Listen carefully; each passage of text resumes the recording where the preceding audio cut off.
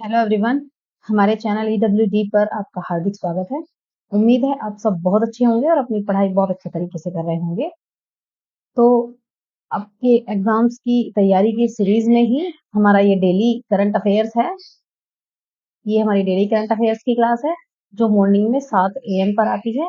कभी कभी किसी कारणवश, किसी टेक्निकल इश्यूज के कारण या कोई न कोई प्रॉब्लम के कारण जिस दिन हमारी क्लास नहीं आ पाती है तो हम कोशिश करते हैं कि या तो उस दिन इवनिंग तक आपको क्लास प्रोवाइड करा दी जाए, अदरवाइज नेक्स्ट डे आपकी क्लास जल्दी से जल्दी प्रोवाइड कराने की हम पूरी कोशिश करते हैं।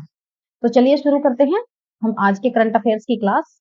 हमारा पहला क्वेश्चन है, FIH हॉकी पुरुष जूनियर वर्ल्ड कप 2025 का आयोजन किस देश में किया जाएगा? देखिए, ये पुरुषों की जूनियर वर्ल्ड कप है जो 2025 में आयोजित होनी है। FIH ने अनाउंसमेंट की है कि ये कहाँ आयोजित किया जाएगा। तो देखिए, ये आयोजित किया जाएगा आपका भारत में। ठीक है, तो जो ये कब होगा, ये पहली बात तो 11 जून को ये अनाउंस हुआ है कि इसका आयोजन भारत में किया जाएगा।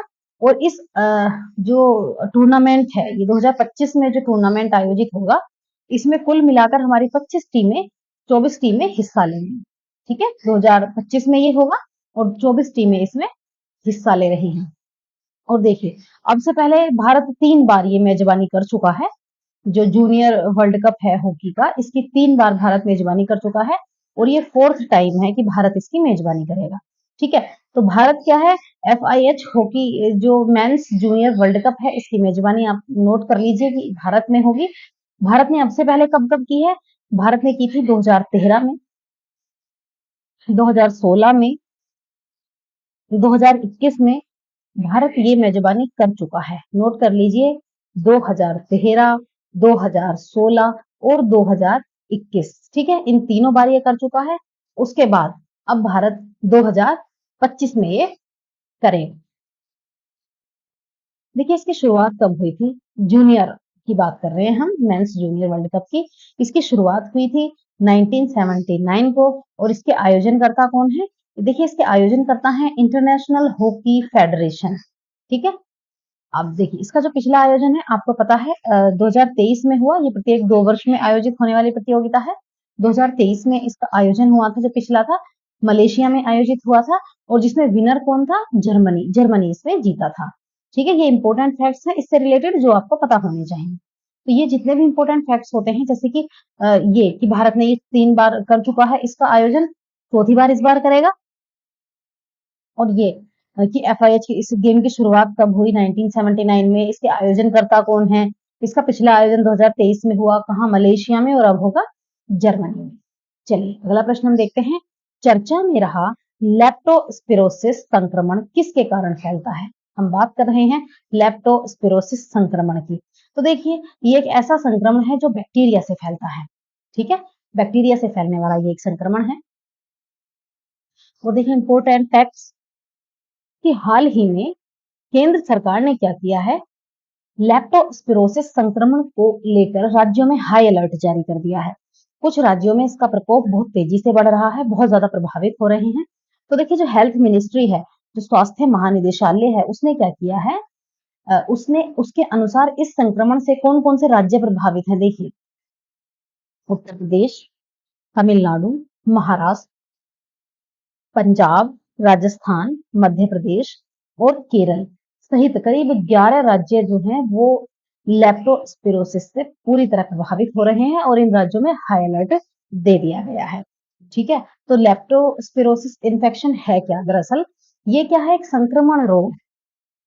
ठीक है, बैक्टीरिया जनित रोग है जो अक्सर गंदे पानी से, गंदे खाद्य पदार्थों से और जानवरों के संपर्क में आने से ये फैलता है। ठीक है, इस बैक्टीरिया का नाम आपको पता है, लेप्टोस्पिरा। बैक्टीरिया का नाम क्या है? लेप्टोस्पिरा। और इस बीमारी से क्या होता है, इससे क्या होता है, जब तक लीवर है और किडनी सहित कई अंगों को ये नुकसान पहुंचाता है। ठीक है, जिस कारण जो मनुष्य की जो कंडीशन है वो गिरती चली जाती है। चलिए अगला प्रश्न हम देखते हैं। The state of world fisheries and aquaculture 2024 report किसके द्वारा जारी की गई है? क्वेश्चन है, फिर से देखिए, the state of world fisheries and aquaculture 2024 report किसके द्वारा जारी की गई है? तो देखिए, ये जारी की है FAO ने, फूड एंड एग्रीकल्चरल ऑर्गेनाइजेशन है, जिसे हम शॉर्ट में FAO कहते हैं। ठीक है, तो देखिए जो FAO है, फूड एंड एग्रीकल्चरल ऑर्गेनाइजेशन, खाद्य और कृषि संगठन, इसकी रिपोर्ट है ये the state of world fisheries, ये 2024 जारी हुई है। इस रिपोर्ट में क्या कहा गया है कि जब पहली बार जलीय कृषि उत्पादन पारंपरिक मत्स्य पालन से उत्पादित की गई मछली से अधिक हो गया है। ऐसा पहली बार हुआ है कि जो जलीय कृषि उत्पादन है वो पारंपरिक जो मछली पालन है उसके उत्पादन की संख्या से अधिक हो गया है। ठीक है, ये जून हो रही है, बात हो रही है 12 जून की। तो भारत क्या है, दुनिया के टॉप 10 मछली उत्पादक देशों में शामिल है। और 10 देश कौन कौन से हैं, जिनमें China, Indonesia, Bharat, Vietnam, Bangladesh, Philippines, दक्षिण कोरिया, नॉर्वे, मिस्र और चिली, ये वो टॉप 10 देश हैं जो दुनिया में सबसे ज्यादा मछली का उत्पादन करते हैं। और दुनिया में इनकी जो प्रति व्यक्ति खपत है 2022 में थी 20.7 किलोग्राम, 1961 में जो थी 9.1 किलोग्राम, जो अब बढ़ गई है और 2022 में हो गई है 20.7 किलोग्राम। FAO के अनुसार, FAO का देख लेते हैं, ये संगठन क्या है, कृषि उत्पादन, वानिकी, कृषि विपणन संबंधी जो रिसर्च है उसका सारा काम FAO ही करती है, यानी फूड एंड एग्रीकल्चर ऑर्गेनाइजेशन करती है, जिसकी जो स्थापना है वो हुई है हमारी 16 अक्टूबर 1945 को इसकी स्थापना हुई है। हेडक्वार्टर कहाँ है इसका, हेडक्वार्टर इसका रोम में है। ठीक है, इटली में। और इसके प्रमुख क्यों कौन है, वो है क्यू डोंटो, जो FAO के प्रमुख हैं वो है क्यू डोंटो। ठीक है, चलिए अगला प्रश्न देखते हैं। किस देश के उपराष्ट्रपति सोलोस क्लास चिलीमा, क्या नाम है इनका, सोलोस क्लास चिलीमा की विमान हादसे में डेथ हो गई है। तो देखिए जो सोलोस क्लास चिलीमा है ये थे मलावी के उपराष्ट्रपति। ठीक है, ये मलावी के उपराष्ट्रपति थे और इनकी एक विमान हादसे में मृत्यु हो गई है। ठीक है, और ये 2020 से मलावी के उपराष्ट्रपति। ठीक है, मलावी की बात हो रही है, तो ये कहाँ है, दक्षिण पूर्व अफ्रीका में। एक लैंडलॉक कंट्री है। लैंडलॉक का मतलब होता है एक ऐसा देश जो चारों तरफ से स्थलीय भूमि से घिरा हुआ हो, उसे हम लैंडलॉक कंट्री कहते हैं। ठीक है, तो इसे पहले क्या कहा जाता था, इसका जो पहले नाम था वो था न्यासा लैंड। ठीक है, पहले इसे हम न्यासा लैंड के नाम से जानते थे और अब हम इसकी और अब हम इसे किस नाम से जानते हैं, अब हम इसे मलावी के नाम से जानते हैं। इसकी राजधानी क्या है मलावी की, वो है लिलोंगवे और राष्ट्रपति हैं यहाँ के लाजारस चकवेरा। ठीक है, लाजारस चकवेरा यहाँ के राष्ट्रपति हैं, राजधानी यहाँ की लिलोंगवे है। ठीक है, अगला प्रश्न हम देखते हैं। भारतीय नौसेना की पहली महिला हेलीकॉप्टर पायलट कौन बनी है, तो देखिए जो भारतीय नौसेना की पहली महिला हेलीकॉप्टर पायलट बन गई हैं वो हैं अनामिका राजीव। ठीक है, अनामिका राजीव जो है, देखिए ये सब लेफ्टिनेंट हैं और अनामिका राजीव इन्हें भारतीय नौसेना की पहली महिला हेलीकॉप्टर पायलट बनाया गया है, बन गई हैं ये। तो जो अनामिका राजीव हैं इनको सी किंग्स, ALH ध्रुव, चेतक, MH-60 और सीहॉक्स, इन हेलीकॉप्टर्स को उड़ाने की अनुमति इन्हें दी जाएगी। ठीक है, क्या हुआ था, आप सभी को विदित होगा, आप सभी को ये याद होगा कि 2018 में जो इंडियन एयरफोर्स है उसकी फ्लाइंग ऑफिसर थी अवनी चतुर्वेदी। तो ये लड़ाकू विमान को अकेले उड़ाने वाली पहली भारतीय महिला बनी थी। ये भारत के लिए बहुत गर्व की बात थी कि ये इस समय की जो पहली भारतीय महिला है जिन्होंने लड़ाकू विमान उड़ाया, ये पहली महिला बनी थी 2018 में, अवनी चतुर्वेदी। और इन्होंने MiG-21 बाइसन को उड़ाया था।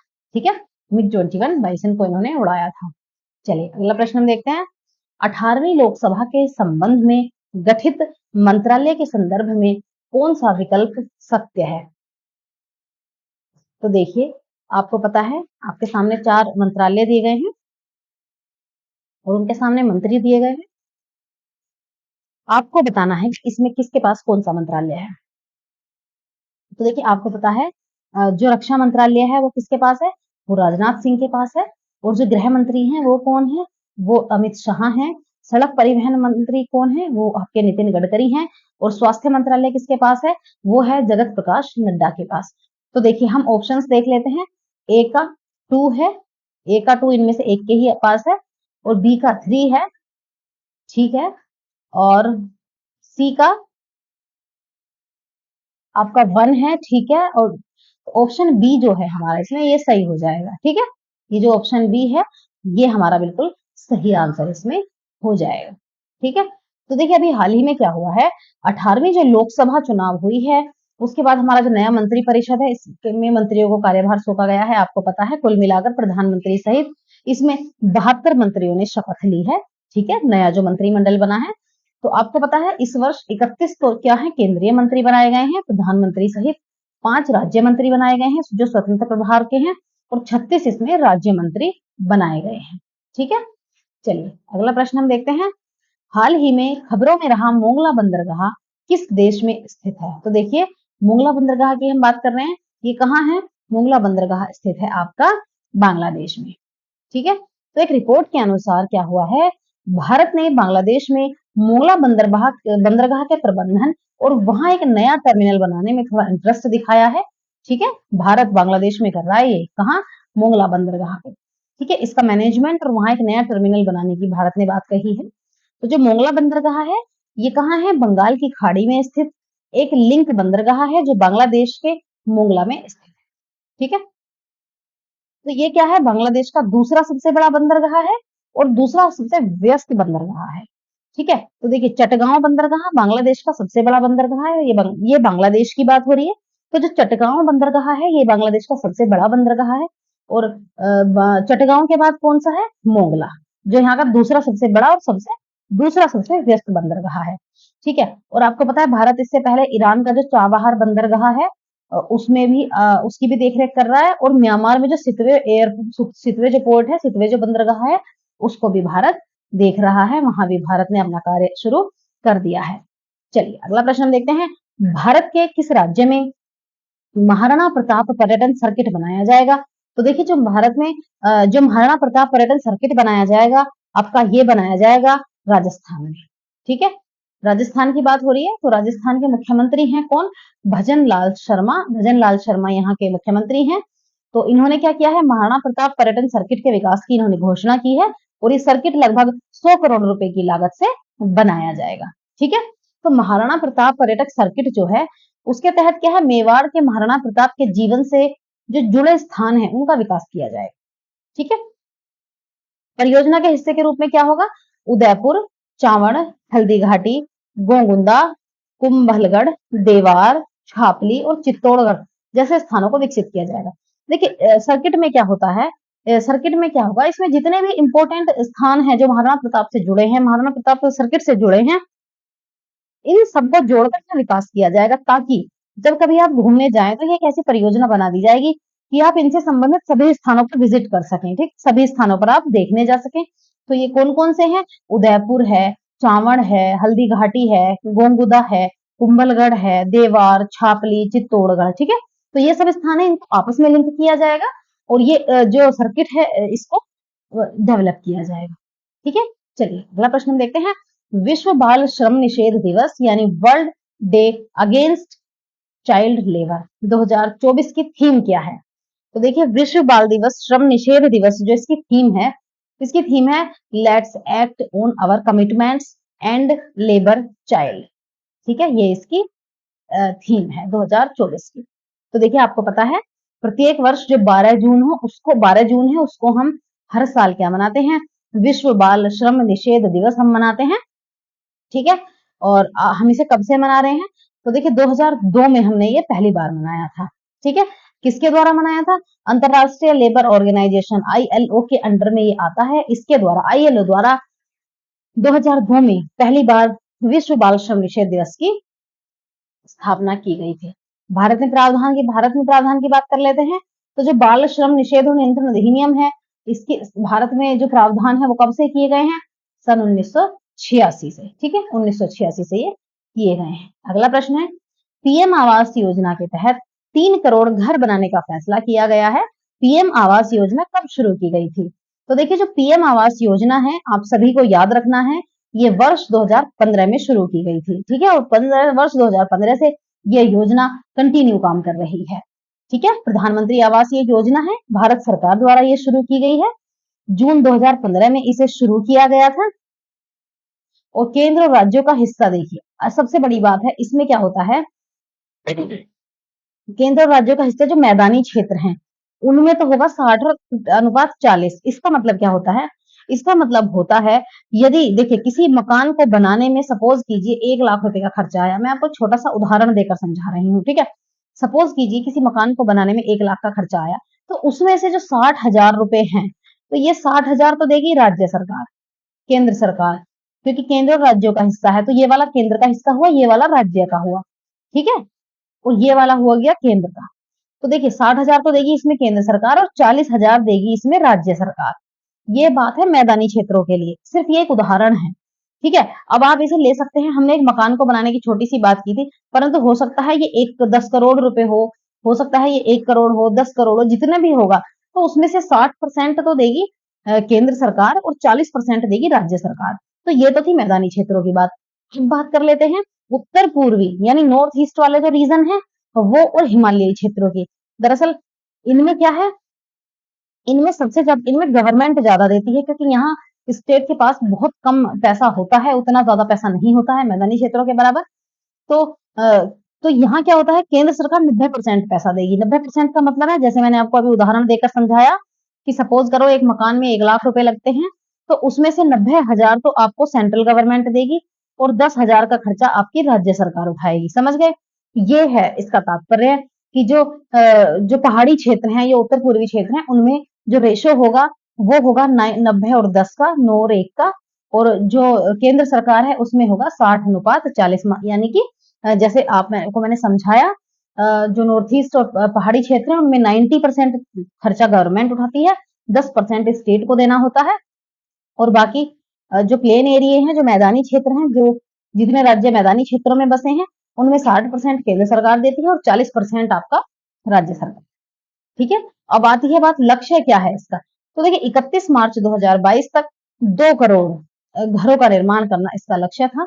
इसका नोडल मंत्रालय कौन है, इसका नोडल मंत्रालय है आवास और शहरी मामलों के मंत्रालय, जिसे हम कहते हैं ministry of housing and urban affairs, ठीक है।